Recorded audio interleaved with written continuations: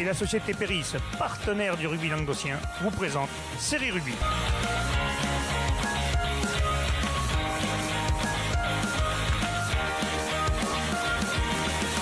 Bonjour mesdames, messieurs, bienvenue à Série Rugby, votre émission sur rugby amateur de la 4e série à la Fédérale 1, avec mes salles chroniqueurs. Salut Wally. Salut Valère. Et depuis que tu as retrouvé ta voix, t'envoies du bois. Et t'as vu ça un peu hein, T'envoies ouais, du c'est bois, ça. ta voix. Oh, putain, oh, Je l'ai retrouvé jusqu'à dimanche. Salut Bubu. Salut. Ouais, tu vas nous faire une...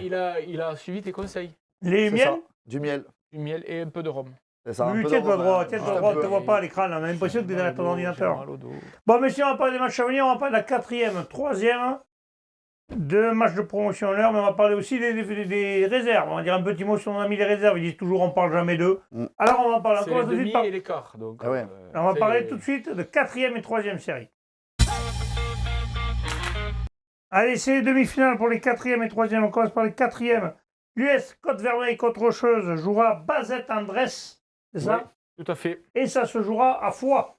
Exact. Il était une fois dans la ville de Foix. Tout à Ma fait. foi. Un grand marchand de Foix. Donc, messieurs, deux gros morceaux là, parce que l'US Côte-Vermeille contre Rocheuse. Côte-Vermeille, on sait que c'est solide, ça a des joueurs expérimentés. Mais attention à Bazette apparemment. Bazette-Andrest, Ouais. une équipe très jeune et très très joueuse. Donc peut-être une opposition de style à venir dans cette rencontre. Et oui, parce qu'il ne faudra pas qu'ils les prennent à la légère, parce que cette équipe de Bazette en Brest a perdu après prolongation à Bassous, qui est une équipe invaincue en 3e série. 14 à 11 ans, donc ils les ont poussés dans leur retranchement. Donc il faut se méfier de cette équipe pour la faute rocheuse. Et le second match, c'est deux équipes qu'on connaît un peu mieux, le Plateau de Sceaux et Beaulieu. Donc on aura forcément un représentant en finale. Cuxac.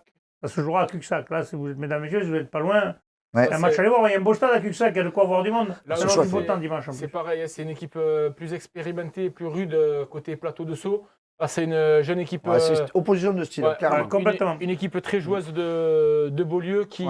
Ouais, mais là qui lâche aussi rien. Hein. qui là aussi est sur la pente ascendante cette saison et qui est vraiment a des arguments à faire valoir. Ça se jouera peut-être dans leur capacité à justement à déjouer, à contrer le jeu rugueux du Plateau de Sceaux, parce que bon, on le sait, à ouvrir les le ballons. Plateau de Sceaux au niveau engagement, voilà. Et parce que cette équipe de Beaulieu, attention, si elle a des ballons quand même, Ça joue. ça peut être intéressant. Ils ont des bons joueurs de ballon derrière. Ouais. Allez, on passe à la 3e série, messieurs, les deux demi-finales. Deux-Rives rejouera à Canédol et ça se jouera où?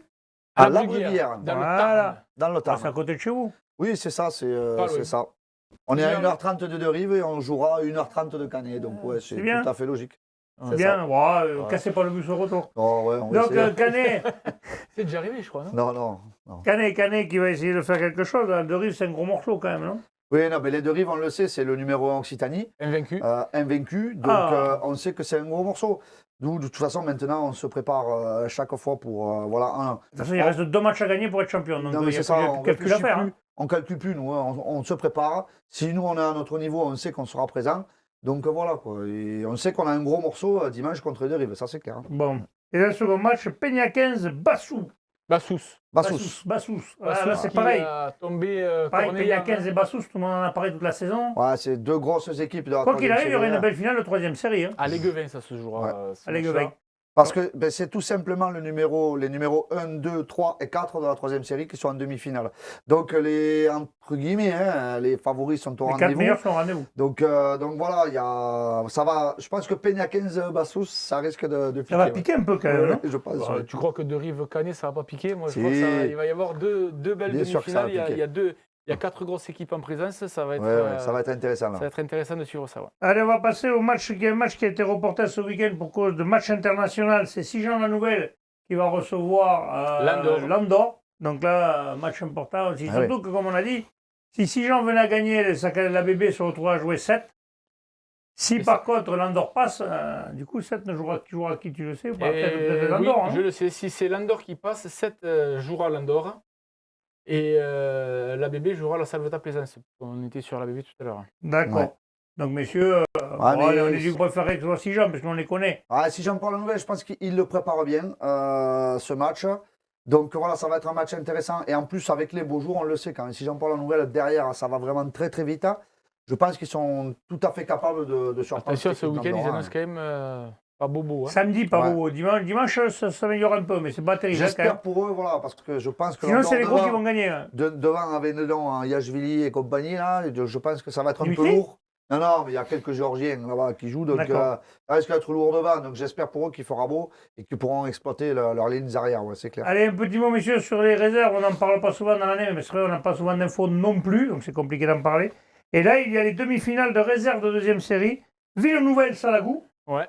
Et Caraman-Muriel-Tézan. Donc on voit que des équipes que les premières tournent bien quand même. Et là, c'est que des équipes, des clubs en tout cas. Qui se sont qualifiés. Mais c'est des clubs qu'on connaît. Et Caraman-Muriel, toujours en piste en première, toujours en piste en réserve. C'est pas mal ça quand même. Non, mais ça montre que ça travaille bien dans ces clubs. Quoi. Après, heureusement que ce week-end-là, ces villages-là ne jouent pas les premières, parce que ça aurait dispersé le monde, ça aurait été dommage. Ouais, là, c'est sur les demi-finales, c'est sur terrain neutre en plus. Donc, allez, par contre, il y aura les réserves de première série aussi. Là, par contre, qu'en-vous, ça va vous diviser. Mais il faut noter justement que le samedi. Non, les réserves jouent le samedi justement par rapport aux équipes premières. Fallait l'info.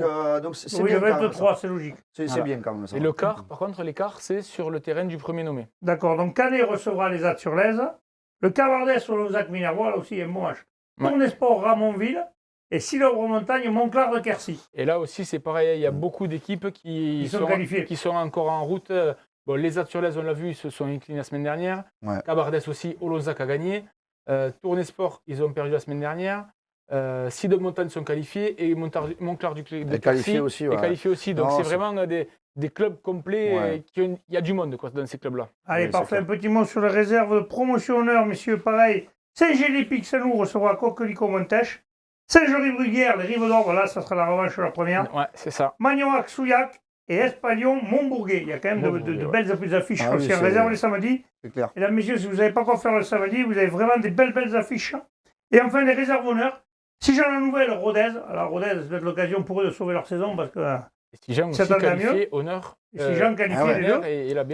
Saint-Géry-Arthez, Toulouse-Daland-Canville.